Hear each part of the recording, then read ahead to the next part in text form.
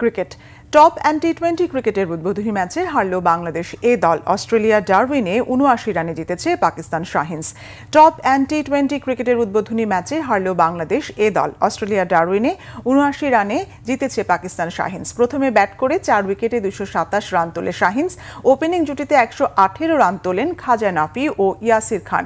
৬১ রানে আউট হন খাজা। ইয়াসিরের সঙ্গে জুটিতে দলকে বড় স্কোরের দিকে এগিয়ে নেন আব্দুস সামাদ।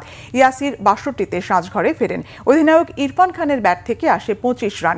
৫৬তে অপরাজিত থাকেন সামাদ। ২২৮ রানের বড় টার্গেটে মোহাম্মদ নাইমকে হারিয়ে শুরুতেই ধাক্কা খায় বাংলাদেশ এ দল।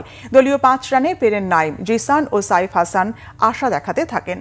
এই জুটির ব্যাটিংয়ে এগিয়ে যায় দলের স্কোর। ৩৩ রানে বিদায় নেন জিসান। এই জুটি ভাঙার পর অধিনায়ক সোহান কিছুটা লড়াই করলেও বাকিরা উইকেটে বেশিক্ষণ টিকতে পারেননি। সোহান ২২ করেন। হাফ সেঞ্চুরি পূর্ণ করা সাইফের ব্যাট থেকে আসে ৫৭ রান। সাদ মাসুদ ও ফয়সাল আকরাম ৩টি করে উইকেট নিয়ে বাংলাদেশের ইনিংসে ধস নামান। মোহাম্মদ ওয়াসিম নেন ২ উইকেট। ১৪৮ রানে অল আউট হয় সোহানের দল। ৭৯ রানে ম্যাচ জিতে নেয় পাকিস্তান শাহিনস।